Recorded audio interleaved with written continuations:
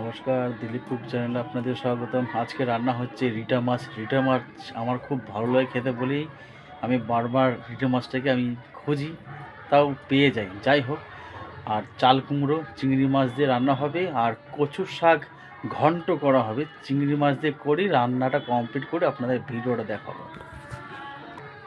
কচুর পাতা কাটা আছে, একটু ভাপিয়ে নেব।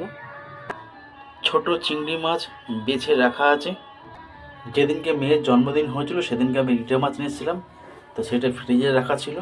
সেই মাছটা আজকে রান্না হবে।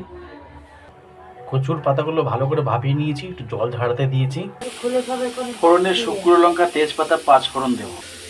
কড়াইতে তেল দেওয়া হয়ে গেছে, এবার ফোড়নটা দেবো তেলের মধ্যে।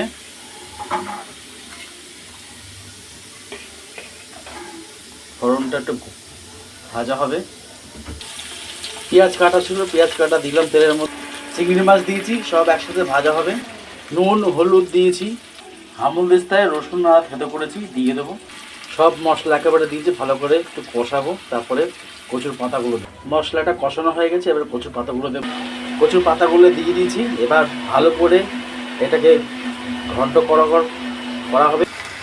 ভালো মতো নাড়তে হবে। এই যে জলটা টেনে নেবে, নাহলে একটু গাল চিরবি করবে। হ্যাঁ, আমি একটুখানি জলটা নাড়িয়ে নিই, একদম পুরো শুকিয়ে আসবে, তখন আমাদের ঘন্টটা তৈরি হয়ে যাবে। কচুর পাতা ঘন্ট হয়ে গেছে, নামিয়ে নিয়েছি, জল শুকিয়ে নিয়েছে। এবার নামাবো এটাকে।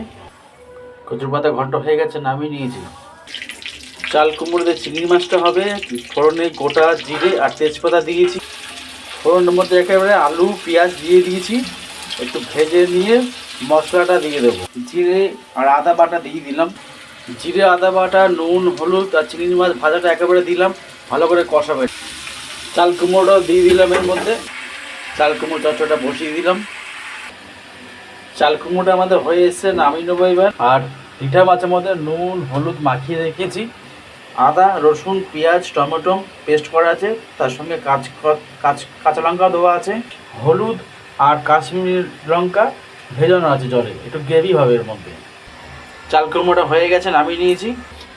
মাছ ভাজবো, কড়াইতে তেল দেওয়া হয়েছে, তেলটা গরম হলে মাছটা ছাড়বো। বলতে ভুলে গেছিলাম, এখানে ভাজা গরম মশলা আছে। মাছ ভাজা হয়ে গেছে, নামিয়ে নিয়েছি। ওই তেলের মধ্যে আলুটা ভেজে তুলে নেব। আলুগুলো ভেজে নামিয়ে নিয়েছি। ওই তেলের মধ্যে আমি সব মশলা দিয়ে দিয়েছি, মশলা ভালো করে কষাবো এবার। মশলাটা ভালো মতন কষানো হয়ে গেছে, এবার আমি আলুগুলো দিয়ে দেবো। আলুগুলো দিয়ে দিয়েছি, আর ভাজা মশলাটাও দিয়ে দেবো এর মধ্যে। ভাজা মশলাটা দিয়ে দিলাম। মশলার সাথে আলুটা কষানো হয়ে গেছে, তেল ছেড়ে দিয়েছি। এবার মশলার যে জলটা আছে সেটা আমি দিয়ে দিলাম এর মধ্যে। মাছের তরকারি আমাদের হয়ে গেছে, নামানো হয়ে গেল। কচুর পাতা ঘন্ট, রসুন আর কাঁচা লঙ্কা থেতো করে দিয়েছি। 5 ফোড়ন পেঁয়াজ শুকনো লঙ্কা তেলে দিয়েছি। আপনারা এইভাবে করে খাবেন।